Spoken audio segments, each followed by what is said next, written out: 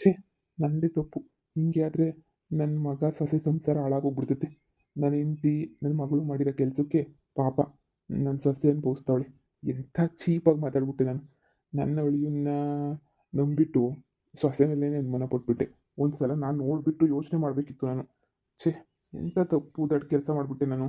ಈಗ ನನ್ನ ಮಗನೂ ಬೇಜಾರು ಮಾಡ್ಕೊಬಿಟ್ಟವನೆ. ನನ್ನ ಮಗನೂ ಇವಾಗ ನನ್ನ ಕರ್ಕೊಂಡಂತೂ ಬಾ ಅಂದರೆ ಸೊಸೆನ ಕರ್ಕೊಂಡು ಬರಲ್ಲ. ಏನು ಮಾಡಲಿ ಈಗ? ನನ್ನ ಹೆಂಡ್ತಿ ಎಲ್ಲ ಹಾಳಾಗೋದ್ಲು. ನಾನೇ ಹೋಗಿ ನಾನೇ ಹೋಗ್ಬಿಟ್ಟು ಮಾತಾಡಬೇಕು ಫಸ್ಟು. ನಾನೇ ಹೋಗಿ ನನ್ನ ಸೊಸೆ ಹತ್ರ ತಪ್ಪಾಯಿತು ಅಂತ ಕೇಳಲೇಬೇಕು. ಥು, ನನ್ನ ಅಳಿಯ ಮಾಡಿರೋ ಕೆಲಸಕ್ಕೆ ನನ್ನ ಬಗ್ಗೆ ನನಗೆ ಚೀಪ್ ಅನ್ನಿಸ್ತೈತೆ. ಏನು ಮಾಡಲಿ?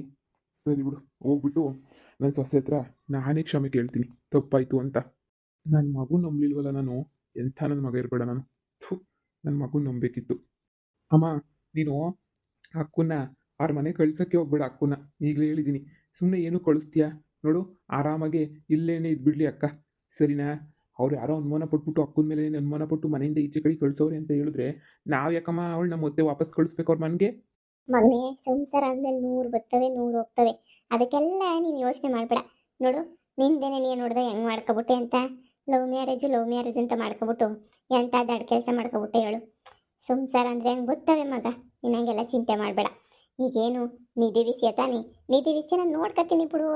ಅಯ್ಯೋ, ಹೊಳಿ ಅಂದರು ನಮ್ಮ ಪರ ಅವರೇ. ಹೊಳಿ ಅಂದರು ನಮ್ಮನ್ನ ಯಾವತ್ತೂ ನನ್ನ ಮಗಳ ಕೈ ಬಿಟ್ಟಿಲ್ಲ. ನೀನು ಯಾಕೆ ಅದ್ರ ಬಗ್ಗೆ ಯೋಚನೆ ಮಾಡ್ತೀಯಾ? ನೀನು ಯೋಚನೆ ಏನೇ ಮಾಡಬೇಡ. ನೀನು ಆರಾಮಾಗಿ ಹೋಗು ನೀನು. ನೀನು ಅದೇನೋ ಕೆಲಸ ಐತಲ್ಲ ಬಿಸ್ನೆಸ್ದು, ಅದು ನೋಡ್ಕೊ ನಡಿ. ನನ್ನ ಮಗಳದ್ದು ನಾನು ನೋಡ್ಕೊತೀನಿ. ಆದ್ರೂ ಅನುಮಾನ ಪಟ್ಬಿಟ್ಟು ಇಷ್ಟೆಲ್ಲ ಮಾಡಿದವ್ರ ಮನೆಗೆ ಕಳ್ಸೋದು ನನಗೇನೋ ಸ್ವಲ್ಪನೂ ಇಷ್ಟ ಇಲ್ಲಮ್ಮ. ಅದೆಲ್ಲ ಸರಿ, ಇವ್ರಿಗೆ ಹೇಳೇ ಇಲ್ಲ ಅಲ್ವಾ ನೀವು ಸಾವುಕಾರ ಮನೆಗೆ ಒಂದು ವಿಷಯನೂ? ನಿಧಿನೂ ಅಷ್ಟೇ, ಈಗ ನಡೆದಿರೋ ವಿಚಾರ ಏನು ಹೋಗ್ಬಿಟ್ಟು ಅಲ್ಲಿ ಹೇಳೇ ಇಲ್ಲ. ಏ, ಅವ್ರಿಗೆಲ್ಲ ಯಾಕೆ ತಲೆನೋವು? ಅವಳ ಪಾಪ ಉಷಾ ಬಸ್ರಿ ಬೇರೆ. ಸುಮ್ಮನೆ ಸಂದಕ್ಕಿರಕ್ಕಿಲ್ಲ, ಎಲ್ಲ ವಿಷಯ ಹೇಳಿದ್ರೆ ಟೆನ್ಷನ್ಗಳು ಯಾಕೆ ಅಂತ ನಾನೇ ಸುಮ್ಕಾದೆ, ಹೇಳಿಲ್ಲ. ಸರಿನಾ? ಈಗ ನೀನು ಹೋಗಿ ಹೊಲ್ದಾಗೆ ಕೆಲಸ ನೋಡ್ಕೊ ಹೋಗು. ಆಮೇಕಿಂದ ಊಟ ಗಿಟ ಎತ್ಕೊಬಿಟ್ಟು ಬರ್ತೀನಿ, ಹೋಗು. ಹ್ಞೂ, ಸರಿನಮ್ಮ, ಆಯಿತು. ದಿನ ಬೆಳಗ್ಗೆ ಆದರೆ ಅಡುಗೆ ಏನು ಮಾಡಮಿ, ಅಡುಗೆ ಏನು ಮಾಡಮಿ, ಅಡುಗೆ ಏನು ಮಾಡಮಿ, ಬರೀ ಇದೇ ಆಯಿತು ತಲೆನೋವು ನಂದಂತೂ ನನವೇ. ಬೀಗ್ರೆ, ಬೀಗ್ರೆ, ಬೀಗ್ರೆ. ಬಂದೆ. ಓಹೋ, ಬೀಗರು. ಬನ್ನಿ ಬನ್ನಿ. ಅಯ್ಯೋ ಇರಿ, ಚೇರ್ ತಗೊಬಿಟ್ಟು ಬರ್ತೀನಿ, ಕೂತ್ಕೊಳ್ಳಿವ್ರಂತೆ. ಅಯ್ಯೋ ಪರವಾಗಿಲ್ಲ, ನನ್ನ ಸೊಸೆ. ಅಯ್ಯೋ, ನಿನ್ ಸಾಕು ಏನು ಊರ್ಬಿಟ್ಟು ಹೋಗಿಲ್ಲ. ಇರಿ ಇರಿ, ಒಂದು ನಿಮಿಷ ಚೇರ್ ತಗೊಬಿಟ್ಟು ಬರ್ತೀನಿ. ಅವತ್ತು ಇವ್ರ ಮನೆಗೆ ಬಂದಾಗ ಇಷ್ಟೆಲ್ಲ ಅವಮಾನ ಮಾಡಿಬಿಟ್ಟೆ. ಅಷ್ಟೆಲ್ಲ ಅವಮಾನ ಮಾಡಿದ್ರು ಇವ್ರು ಇವತ್ತಿಗೂ ನನ್ನ ಮೇಲೆ ಅಷ್ಟೇ ಮುರುವಾದ ಇಕ್ಕೊಂಡವ್ರಲ್ಲ. ಥು, ಇವ್ರ ಮುಂದೆ ನಾನೇನಿಯ ಚೀಪ್ ಆಗೋಗ್ಬಿಟ್ಟೆ ಅಂತ ಅನ್ನಿಸ್ತೈತೆ.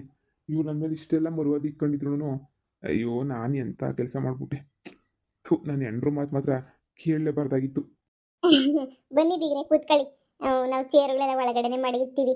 ನಾವು ಇಲ್ಲಿ ಇಕ್ಕಕ್ಕಿಲ್ಲ, ಯಾರು ಕುಂತ್ಕೊಳಕ್ಕಿಲ್ಲವಲ್ಲ ನಮ್ಮ ಮನೆಗೆ. ಬನ್ನಿ ಬನ್ನಿ, ಕುಂತ್ಕೊ ಬನ್ನಿ. ಬೀಗ್ರೆ, ಕಾಪಿನ ಟೀನ ಮಜ್ಜಿಗೆನ ಏನು ಕೊಡ್ಲಿ? ಅಲ್ಲ ಕಣಮ್ಮ, ನಮ್ಮ ಮನೆಗೆ ಬಂದಾಗ ಅಷ್ಟೊಂದೆಲ್ಲನೂ ನಾವು ಅವಮಾನ ಮಾಡಿ ಎಲ್ಲ ಮಾಡಿದ್ರು ನೀನು ನೋಡಿದ್ರೆ ತಿರ್ಗಾ ಇಷ್ಟು ನನಗೆ ಮುರುವಾದಿ ಕೊಡ್ತಿದ್ಯಲ್ಲವ. ಬೀಗ್ರೆ, ನಮ್ಮ ಮನೆ ಸಂಸ್ಕಾರ ನಮ್ಮದು, ನಿಮ್ಮ ಮನೆ ಸಂಸ್ಕಾರ ನಿಮ್ಮದು. ನಮ್ಮ ಶತ್ರುಗಳು ಬಂದ್ರೂ ನಾವು ಮರುವಾದಿ ಕೊಟ್ಟೆ ಕೊಡ್ತೀವಿ, ಅವ್ರಿಗೆ ಉಪಚಾರ ಅನ್ನೋದು ಮಾಡೇ ಮಾಡ್ತೀವಿ. ಅದು ನಮ್ಮ ಮನೆಗೆ ಅವತ್ತಿಂದನೂ ಬಂದ್ಬಿಟ್ಟೈತಿ. ಈಗ ಅದ್ರಾಗೂ ಅದೇನೋ ಅಂತಾರಲ್ಲ, ನೀವು ನಮ್ಮ ಬೀಗರಾಗಬೇಕು. ಏನೋ ಒಪ್ಪಿ ತಪ್ಪಿ ಒಂದು ತೆಪ್ಪಾಗೈತೆ ಹಂಗಂತ ಎಲ್ಲಂದ್ರೆ ಮನಸ್ಸು ಇಟ್ಕೊಂಡು ಸಾಧಿಸ್ಕೊಂಡು ಕುಂತ್ಕೊಳಕ್ಕಾಯ್ತದ ಬೀಗ್ರೆ? ಅಯ್ಯೋ ಇರಿ, ಕಾಪಿ ಇಕ್ಕಬಿಟ್ಟು ಬರ್ತೀನಿ. ನನ್ನ ಸೊಸೆ ನಿಧಿ. ಒಳಗಡೆನೇ ಅವಳಿ, ಕಳಿಸ್ತೀನಿ. ರೂಮಾಗೇನೋ ಕುಂತ್ಕೊಂಡೇನೋ ನೋಡ್ತಿರ್ಬೇಕು ಮೊಬೈಲಾಗಿ, ಕಳಿಸ್ತೀನಿ ರೀ. ಲೇ ಮನೆಯಾಳಿ, ನೀನೇನೇ ಮಾಡ್ತಾ ಇದೀಯ ಇಲ್ಲಿ? ಏಯ್, ಅವಿ, ನೀವಿಲ್ಲಿ? ಎಲ್ಗೋ ಹೋಯ್ತೀನಿ ಹಂಗೆ ಹಿಂಗೆ ಅಂತಿದ್ದೆ, ಇಲ್ಲಿಗೇನೋಗಿ ಬಂದೆ? ಅದೆಲ್ಲ ಸರಿ, ನೀವು ಇಲ್ಲಿಗೇನಕ್ಕೆ ಬಂದ್ರಿ? ನಾನು ನನ್ನ ಸೊಸೆ ಹತ್ರ ಕ್ಷಮೆ ಕೇಳೋಣ ಅಂತ ಹೇಳ್ಬಿಟ್ಟು ಬಂದೆ. ನೀನೇನಕ್ಕೆ ಬಂದೆ ಇಲ್ಲಿಗೆ? ನನ್ನ ಮಗಳನ್ನ ಜೈಲ್ಗೆ ಹಾಕೋರಲ್ಲ, ಬುಡ್ಸ್ಕೊಂಡು ಹೋಗೋಣ ಅಂತ ಬಂದೆ. ನೀವಂತೂ ಬಿಡ್ಸಲ್ಲ ಅಂತ ಹೇಳಿದ್ರ ನನ್ನ ಮಗಳನ್ನ. ಹಾಗಂತ ನನ್ನ ಮಗಳು ಜೈಲಾಗೆ ಕೊಳಿಬೇಕಾ, ಜೈಲಾಗೆ ಸಾಯ್ಬೇಕಾ ನನ್ನ ಮಗಳು? ಸಾಧ್ಯನೇ ಇಲ್ಲ. ಅದಕ್ಕೇನೆ ನನ್ನ ಮಗಳನ್ನ ಬಿಡಿಸ್ಕೊಂಡು ಹೋಗ್ಬೇಕು ಅಂತಲೇ ಬಂದೆ. ಅಯ್ಯೋ ಅಯ್ಯೋ ಅಯ್ಯೋ ಕತ್ತರ್ನಾಕು. ನಿನ್ನ ಮಗಳಿಗೆ ಏನಾನ ಆಗ್ಬಿಟ್ರೆ ನೀನು ಅದ್ರ ಬಗ್ಗೆನೇ ಯೋಚನೆ ಮಾಡ್ತಿದ್ದೀಯಾ? ಅದೇ ಕಂಡೋರ್ ಮನೆ ಹೆಣ್ಮಕ್ಳಿಗೆ ಏನಾನ ಆಗ್ಬಿಟ್ರೆ ಸತ್ರು ಪರವಾಗಿಲ್ಲ ನಿನಗೆ. ಥು, ಬರೀ ಇದೇ ಆಯಿತು. ಮಾವ, ಯಾವಾಗ ಬಂದ್ರಿ? ನೀಟಗ್ಲಾಡಿ. ಏನವ, ಇವಾಗ ಬಂದೆ ಕಣವ. ಚೆನ್ನಾಗಿದೆಯಾ? ಮಾವ, ಚೆನ್ನಾಗಿದ್ದೀನಿ. ನೋಡವ, ನಂದೇನೇ ತಪ್ಪಾಯಿತು. ನಾನೇನೇ ತಪ್ಪು ಕೆಲಸ ಮಾಡ್ಕೊಬಿಟ್ಟೆ ನೋಡವ. ಅದೇನೋ ಅಂತಾರಲ್ಲ, ಗೊತ್ತೋ ಗೊತ್ತಿಲ್ಲದೆ ನೀನು ನನ್ನ ಕಡೆಯಿಂದನೂ ತಪ್ಪಾಗೋಗ್ಬಿಟ್ಟೈತೆ. ನಾನು ನನ್ನ ಅಳಿಮಯ್ಯನ ನಂಬಿಟ್ಟು ನನ್ನ ಅಳಿಮಯ್ಯ ಏನೋ ಸರಿ ಮಾಡ್ತಾನೆ ಬಿಡು, ನನ್ನ ಅಳಿಮಯ್ಯ ಒಳ್ಳೇನು ಹಂಗೆ ಹಿಂಗೆ ಅಂತ ಪೂರ್ತಿ ನನ್ನ ಅಳಿಯನ್ನ ನಂಬಿಟ್ಟು ನಾನು ಮೋಸ ಹೋಗ್ಬಿಟ್ಟೆ. ಮೋಸ ಹೋದ್ರೂ ಪರವಾಗಿಲ್ಲ, ನಿನ್ನ ಮೇಲೆ ಅನುಮಾನ ಪಡಬಾರ್ದಾಗಿತ್ತು. ನಿನ್ನ ಮೇಲೆ ಅನುಮಾನ ಪಟ್ಬಿಟ್ಟೆ. ಯಾಕಾದರೂ ನಿನ್ನ ಮೇಲೆ ಅನುಮಾನ ಪಟ್ಬಿಟ್ನು ಅಂತ ಈಗ ಅನ್ನಿಸ್ತಾ ಐತೆ. ಥು, ನನ್ನ ಬಾಯಿ ಹುಳ ಬೀಳಬೇಕು. ನಿನಗೆಲ್ಲ ತುಂಬ ಅವಮಾನ ಮಾಡಿಬಿಟ್ಟೆ, ನಿನಗೆಲ್ಲ ತುಂಬ ಟಾರ್ಚರ್ ಕೊಟ್ಬಿಟ್ವಿ. ನಮ್ಮ ಮನೆಗೂ ಟಾರ್ಚರ್ ಆಗೋಗ್ಬಿಡ್ತು. ನನ್ನ ಮಗ ಯಾವಾಗೂ ಹೇಳ್ತಾ ಇದ್ದ, ಅಪ್ಪ ಇಲ್ಲ ಕಣಪ್ಪ, ಇಲ್ಲ ಕಣಪ್ಪ, ನನ್ನ ಹೆಂಡತಿ ಅಂಥೋಳಲ್ಲ ಕಣಪ್ಪ ಅಂತ. ನಾನೇ ನಾನೇ ತಲೆ ಕೆಡಿಸ್ಕೊಂಡಿಲ್ಲ. ಅಳಿಯಂಗೋಸ್ಕರ ಹಿಂಗೆಲ್ಲ ಮಾಡಿಬಿಟ್ಟೆ. ಆದರೆ ಅಳಿಯ ಎಂತನು ಅಂತ ಈಗ ಚೆನ್ನಾಗಿ ಗೊತ್ತಾಯಿತು. ನೋಡಮ್ಮ, ಗೊತ್ತೋ ಗೊತ್ತಿಲ್ಲದೇನೋ ನನ್ನ ಕಡೆಯಿಂದ ಒಂದು ತಪ್ಪಾಗೋಗ್ಬಿಟ್ಟೈತೆ. ಆದರೆ ನೀನು ದೊಡ್ಡ ಮನ್ಸು ಮಾಡಿಬಿಟ್ಟು ನನ್ನ ಕ್ಷಮಿಸ್ಬಿಟ್ಟು ದಯವಿಟ್ಟು ಮನೆಗೆ ಬರಬೇಕು ಅಂತ ಹೇಳ್ಬಿಟ್ಟು ನಾನೇ ಕೇಳ್ಕೊಂತೀನಿ. ಹ್ಞೂ, ನನ್ನ ಮಗಳು ಜೈಲಾಗಿದ್ರು ಪರವಾಗಿಲ್ಲ, ಈ ವಯ್ಯಂಗೆ ಸೊಸೆ ಮಾತ್ರ ಮನೆಗೆ ಬಂದ್ಬಿಡ್ಬೇಕು. ಯಾಕವ್ವ ಮಾತಾಡೇನಾದ್ರೂ ನಿಮ್ಮ ಮಾವ ಬಂದ್ಬಿಟ್ಟು ಕೇಳ್ತಾ ಇತ್ತಲ್ಲ, ನಿನ್ನ ಮನ್ಸಾಗ ಏನೈತೆ ಅಂತ ಹೇಳ್ಬಿಟ್ಟು ಹೇಳು. ಮಾವ ನನಗೆ ಅಲ್ಲಿಗೆ ಬರೋಕ್ಕೆ ಇಷ್ಟ ಇಲ್ಲ ಕಣ್ಮವ. ಸುಮ್ಮನೆ ಅಲ್ಲಿಗೆ ಬಂದು ನನಗೆ ಸಿಟಿ ಜೀವನ, ಆ ಜೀವನ ಈ ಜೀವನ ಎಲ್ಲ ಸೆಟ್ ಆಗಲ್ಲ ಮಾವ. ನನಗೆ ಸಿಟಿ ಜೀವನ ಅಂದ್ರೇ ಇಷ್ಟ ಇಲ್ಲ. ನನಗೆ ಸ್ವಲ್ಪನೂ ಇಷ್ಟ ಆಗಲ್ಲ ಮಾವ. ನನಗೆ ಸಿಟಿ ಜೀವನ ಅದೆಲ್ಲ ನಾನು ಹಳ್ಳಿನಾಗೆ ಇರಬೇಕು ಅಂತ ಅಂದ್ಕೊಂಡಿದ್ದೀನಿ. ನನಗೂ ಇಲ್ಲಿ ಏನೂ ಕಡಿಮೆ ಇಲ್ಲ ಮಾವ. ನಮ್ಮ ಅಪ್ಪರು ನನಗೂ ಅಂತ ಜಮೀನು ಎಲ್ಲ ಕೊಟ್ಟವ್ರೆ, ಬೇಡ ಬೇಡ ಅಂದ್ರೂ ನಾನು ಅದಕ್ಕೆ ಇಲ್ಲೇ ಇದ್ಕೊಂಡು ನಾನು ಜೀವನ ಮಾಡಬೇಕು ಅಂತ ಅಂದ್ಕೊಂಡಿದ್ದೀನಿ.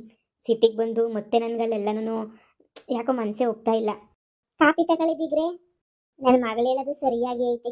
ಮರ್ಯಾದೆ ಇಲ್ದಿರೋ ಜಾಗದಾಗೆ, ಅನುಮಾನ ಪಡೋ ಜಾಗದಾಗೆ ನನ್ನ ಮಗಳು ಇರಬಾರ್ದು.